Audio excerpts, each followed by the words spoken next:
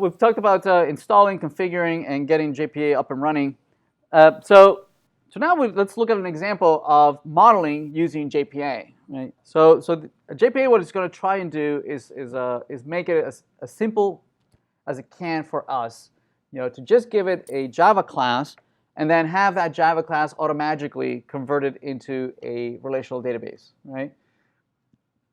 And so let's take a look at this really simple schema where you have a base user that you have two types of users that inherit from user. You have faculty and students that inherit from user, and then you have a couple of one-to-many and many-to-many relationships here and we'll see how we can use JPA to model all these types of relationships. We have everything here, right? We have inheritance. We have one-to-many. Faculty has many courses. Faculty teaches many sections. We have student to section. That's a many-to-many. That's an association between the two. Right? So it's a many-to-many between students and section. So we have pretty much everything that we can play around with. Okay? So let's see how JPA. How do you model this using JPA? And the idea is that you want to be able to stick to plain old Java objects, POJOs, as much as possible. Right? That's what it's trying to do. But we'll see that it's not possible. Because of the impedance between the two, because you know that this Java class eventually is going to be mapped into this relational database, we have to break a couple things. Right? We have to break a couple of ideas here. So let's start off with modeling just a plain old user. Right? The user might have a username, password, first name, and last name. Right? And if it were Java, that's where you would stop. Right? You would have these four fields, and then obviously the setters, the getters, and constructors. Right? And as far as Java is concerned, you're done. You just modeled a user. But because this eventually is going to be represented as a relational schema, we have to go a little bit further, which you would not normally do. Right? So because we're going to go a little bit further, we know that in the relational database, we know we're going to need a primary key. Right? We're going to need a unique identifier. And so we have to model that in Java, which we normally wouldn't do. Right? In Java, an instance is already as unique as you can get. Right? It's the address, the memory space of where the instance lives. I mean, you can't get more unique than that. Right? An object is already unique. So this is kind of redundant of going this extra step where we're going to keep track of a unique identifier. Right? But because we know we have to be mapped to some fields in some relational database, we need to represent it. So here we have private int ID, and obviously with a setter and a getter along with that. Plus we're going to start introducing a couple of what are called annotations. Annotations is a new idea in what's referred to as aspect-oriented programming, right? Where it's a style of programming where you can annotate or decorate classes or fields or functions, right? And behind these annotations or these decorations, there is lots of behavior behind it. Okay. So for instance, here we have a decorator called @entity. Right? This @entity is a decorator that tells that this user class, right, maps to some table in some relational database. Okay, that's the magic behind it. Meaning it's going to parse this class. It's going to extract the name of the class. It's going to iterate over all the attributes, all the properties in this Java class. It's going to generate for us a create statement that will create a table based on the name of the class, and will create the fields based on the name of these properties in the class. Right? Just by saying @entity. Okay, very, very powerful. By default, the name of the table will be based on the name of the class. So you'll end up with a table called user, underscore user. Right? So here's one of the first problems of naming between the two worlds. Right? In Java, usually a class, the name would be a noun, it would be singular, it would be capitalized, right? But usually in the relational world, typically it will be perhaps all lowercase, right? And it would be plural, okay? So here's one of the first conundrums: is wait, how do I tell it? One of the ways that MongoDB does it, which I don't like, is that it by default, right? It pluralizes all the tables, right? And sometimes most of the times it gets it right. Sometimes it doesn't get it right. So I mean, in English we have many nouns that the plural is not necessarily just adding an s at the end, right? So sometimes the naming is not quite right. So I guess the dictionary that they're using, it's not quite right on how to pluralize everything. So I prefer being able to configure it myself and say, no, use this name. So we'll see how to do that in a minute. So let's see what else. So other than this, right, this is a POJO, right, plain Java object, and the only thing we needed to do is add this @entity, @ID, and @generated value, right? So let's try it out, and we'll talk through the example. Let's see. So here's the where we were left off last time. We had created a couple of controllers, DAOs, some models. Models, we had created a movie, and very good. So let's create a couple other models here. So let's create a user here. We'll say user. And in this user, let's create a couple of fields. So we'll say private int ID and private string username,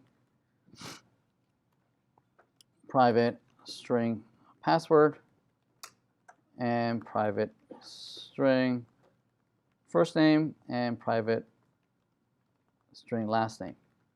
There we go. Okay, so up to this point, it's just a plain Java object. The only thing that gives it away that this might be something that to do with the table is that it's got an ID. To map this to a relational database, we would use the @entity. Now, notice that it's not available here as one of the default libraries, right? So notice that it's looking at it and says, well, I don't know what that entity is. You can fix that by asking it to add the JPA library to the class path, right? So if you do that, oops, wait a minute. Yeah, add it to the class path. There we go. Maybe. Hello? Did I not say that? There we go. All right, so now it loaded the right library, okay, and the right package. Notice that all the interfaces and classes that we're going to be using, right, they're all under javax.persistence, right? All the JPA libraries are under that package, javax.persistence. Right, so it's not Java, it's JavaX. Right, so it's extra. The other thing that makes this into a schema is that we annotate this as the primary key. So that ID annotates this as this is the primary key. So that's going to go into the database. It's going to say primary key, not null, unique. Right? It's going to add all the necessary things in there. Plus, what we might want to do is that this would be enough. This would create our table for us. Okay. But we might want to add a couple more things. For instance, one of the things that I like to do is to the relational database. We might say that I want an auto increment, right? So that I don't have to deal with the value of the primary key. I want to have the database just create that for me. And so to do that, we can annotate a couple more things. We can say that this is a generated value, meaning the database is going to generate this for me. I don't have to provide this value.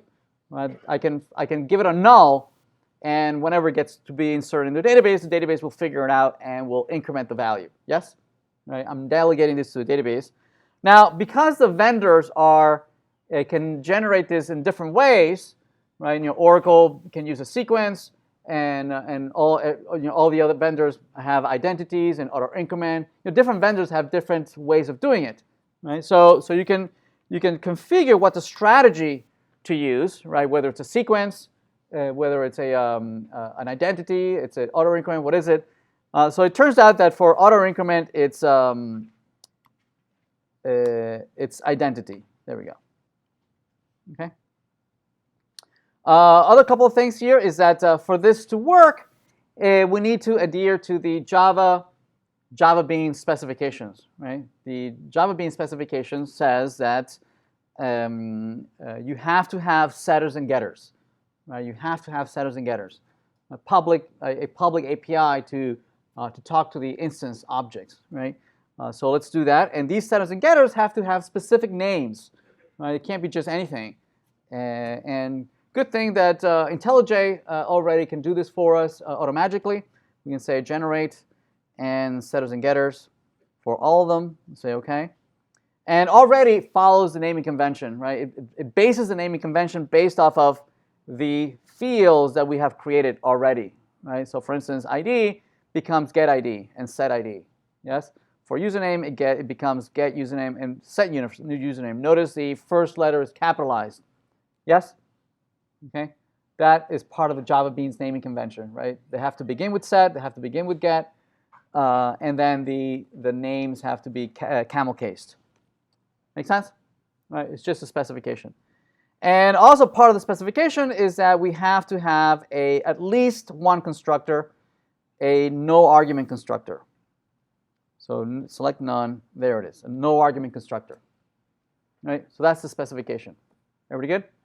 Now, as long as you play by the rules, a lot of things happen for free. Yes? Why do you need a no argument constructor? So because it needs to be able to instantiate it with no arguments. Right? So it wants to be able to say new, and it doesn't know what to pass it. Oh. It doesn't know what to pass it. What it will do is that it will iterate over all the setters, and then pass it to populate your instance. Okay. You can declare other instances, other constructors, but at least you need the default constructor. All right, so if we're good here, let's see what happens. Let's see, we're pointing currently to the applications property. We're pointing to CS 5200 fall 2017. Let's see what we got there. So I think it's this one, right? And right now we just have the movies table, which we created ourselves so that we can play around with this movie instance that we had here, this movie object, movie class, yes, which we built a DAO for it. Make sense? Now, if we would write a user DAO, it would look very similar to this movie DAO. It would look very, very similar, except that wherever you see movie, it would say user, right? Wherever you see insert into movies, it would say insert into users. Right? Obviously, the fields would be different, which would be the schema. Right? So what JPA does for us is that it creates this generic DAO for us, right? And then it wraps it into this nice API so that we don't have to do it ourselves. Make sense? All right, excellent. So we did that. Let's see where we are. Let's go back up, down to 5200, down to 2019, fall, and down to CS. There we go. And let's do a Maven clean install.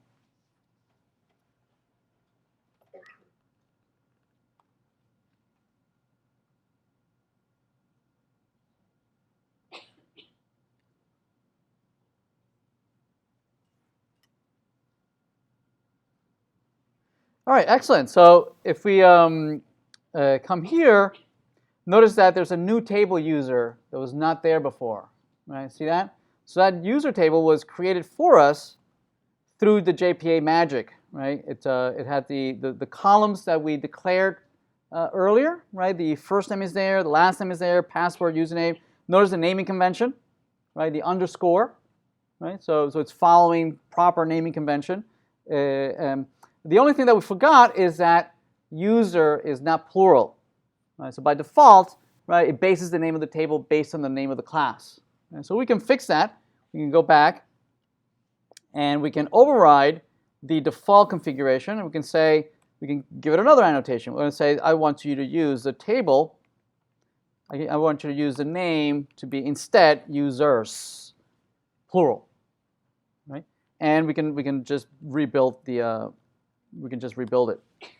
So Maven clean install will look at this again. It says and it will create another table, but this time it will be plural.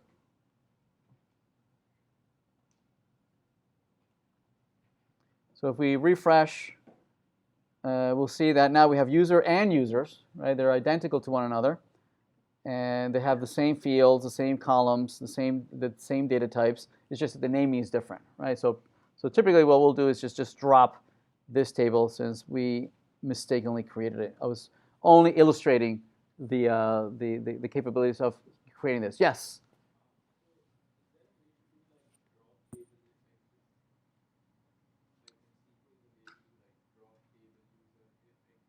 Yeah, in the DDL, there is a create. There's a create drop. There's a couple other options the default is to always drop them, not even ask you, which oftentimes it's a by mistake. I have some data there that's important to me. It'll just drop it and says, "Oh," I kick myself. All right.